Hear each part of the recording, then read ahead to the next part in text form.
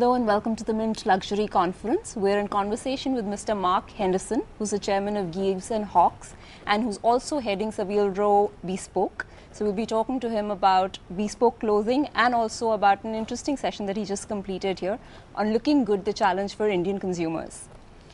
Welcome, sir. Thank you very much. If I can just start by asking you, Gieves and Hawkes has been around for 200 years, and for 100 years you've been dressing people of the royal family. How do you merge the challenge of carrying that legacy, that history, and also bringing in contemporaneity in your designs? This is one of the classic questions for luxury brands, which is they have a tremendously rich heritage, all of the European luxury brands, whether it's Vuitton or Chanel and so on. And it's about how we keep the brand relevant and how we keep it interesting and exciting. We're terribly lucky to be in the middle of London. Our shop is just 100 yards off Bond Street, so it's like the main artery of fashion, if you like, and luxury fashion in particular is just yards away from us. So we're in a fabulous location to do that. And we try to keep our brand just moving along quietly. I wouldn't say we certainly don't set out to be in fashion, but what we do set out to be is never out of fashion.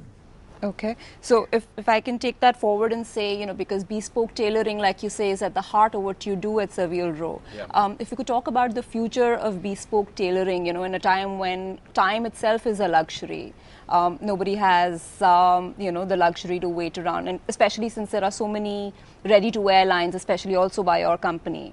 So where do you see bespoke tailoring going in the next 30 years, 40 years? I think bespoke tailoring is the true luxury product. It's because people lead such busy lives that rather than rush into a shop, buy something, run out, buy something else, run out, I think there's a tremendous enjoyment out of actually just stopping for a minute. That's what luxury is. It's about having things that are difficult to get hold of.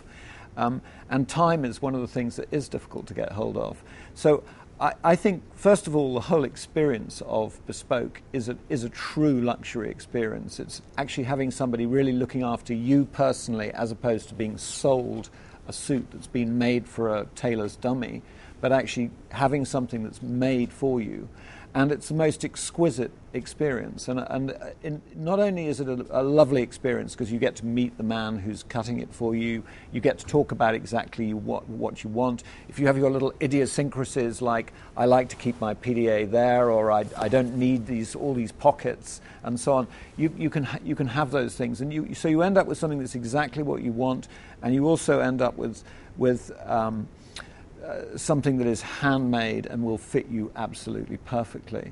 So I think from being a dying craft industry, perhaps, I think bespoke tailoring is something that has a huge future for people who can afford it. It is a true luxury product. And yet you don't offer it in China? We don't offer it in China. We went into China in '92. And I think at that stage, the company was thinking about label and reputation. We've got a marvelous reputation. We have 3 royal warrants and so on. So really the collection there was all about ready-to-wear. The logistics of how you deliver bespoke tailoring in China would have been very complicated.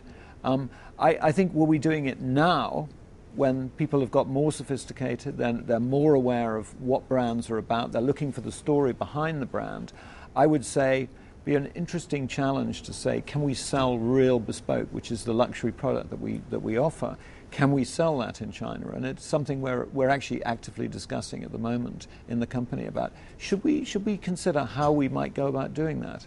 Okay, if I can ask you a slightly difficult question, can ready-to-wear be luxury? Yes, it can, definitely. I mean, it's about what materials is it made of, and so if you think of luxury and I guess you could call it utility as being two extremes, or luxury and cheap as being two extremes, as you move from things that are purely utility and things that are probably inexpensive because they're mass-produced, towards luxury, somewhere on that line, there are things that people can't afford or are very special. So whether it's a woolen cashmere or whether it's something that's made with vicuna or something like that, they're rare things. So I think ready-to-wear can be luxury. Partly it's the reputation, but it's also about the material. It's also about the way it's made. I mean, you can make a suit in 90 minutes. Probably less on a factory production floor. A bespoke suit takes 52 hours to make. Somewhere between the two, there's a ready-to-wear suit that takes 20 hours to make, or a ready-to-wear suit that takes 10 hours to make. So we have beautifully made ready-to-wear suits. They don't take 90 minutes to make. You spoke about your China presence, how you grew from 32 stores to 120 in 5 years. So how important is the Asian market and specifically the Indian market for you? Well, China is around 75% of our sales. So something like 3/4 of our total sales now as a business are done in China. It's also where we make our money. We make a little bit of money in the UK, but most of the money has come out of this growth that we've succeeded with in China. And India, to me, India represents a great opportunity. First of all, because it's a big and growing luxury market. It's still, well, I say it's a big luxury market. It's actually a relatively small luxury market, but I'm confident about the speed of growth in it. And the second thing is there is a really strong relationship between Britain and India. Which continues today. It's not just a historic relationship. There are many Indian people living in England. Many Indian tourists come to England. People own properties in England and so on. So I think the market is ready for us. So what's prevented you thus far from coming into India? Finding the right partner. Okay. That's it. We don't operate on through our own companies. We tend to find a partner in a local market and develop with them, which is exactly what happened with China. And so it's finding the right partner in India.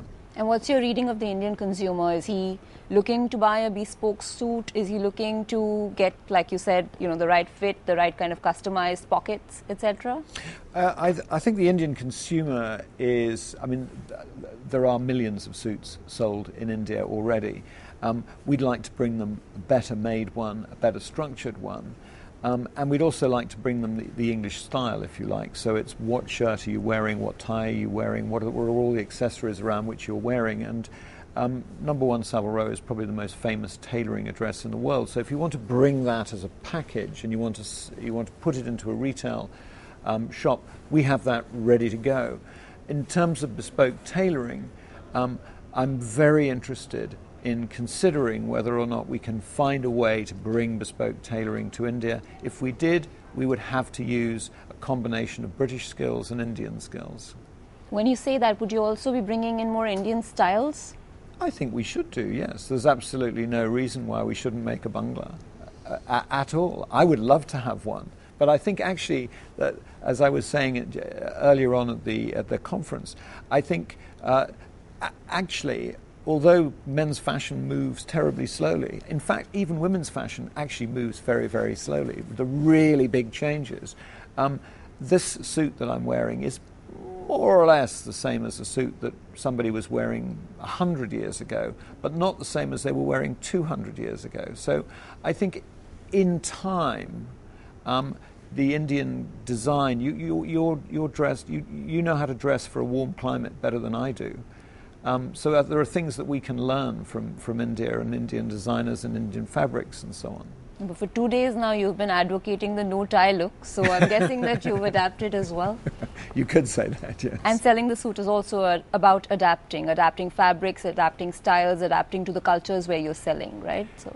Yes, I mean this has proven to be a fabulously useful garment, the suit. Because it's kind of the man's it's sort of the man's handbag. I mean, we have our change in our pocket, we have our wallet in our pocket, we have our phone in our pocket, and so on. And unlike Indian menswear, the suit coat or suit jacket is basically carried from the shoulder, so it has a canvas construction, and then the fabric hangs off that. Whereas with Indian tailoring, it tends to be just direct drape and an immediate body fit, so there's no room to carry these things. So the suit is actually an incredibly practical garment. So if you were to design a suit specifically for an Indian man, I mean, right now, if you could give us some direction in terms of what would that suit look like? Well,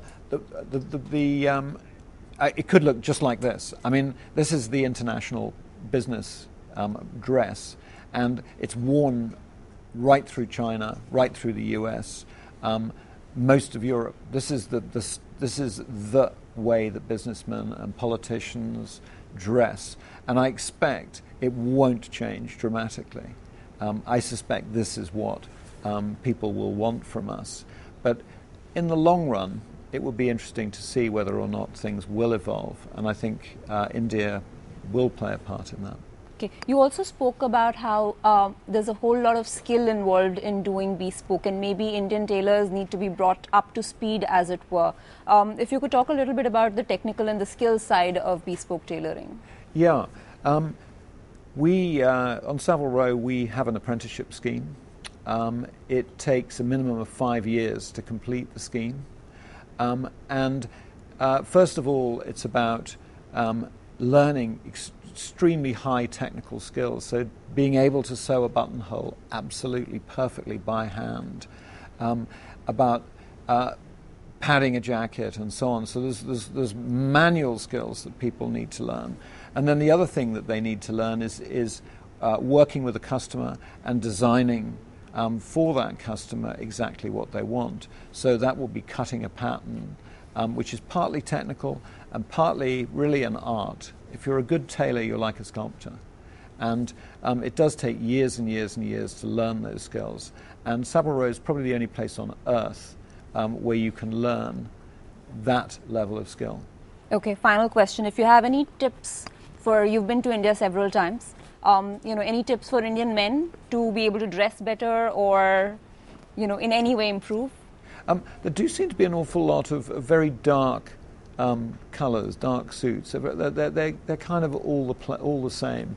I'd love to see some checks and perhaps the odd stripe being worn by Indian gentlemen. But no ties? Oh, they're welcome not to wear ties. That was Mr. Mark Henderson of Gieves and Hawkes. Thank you for watching. For more videos, please log on to www.livemint.com.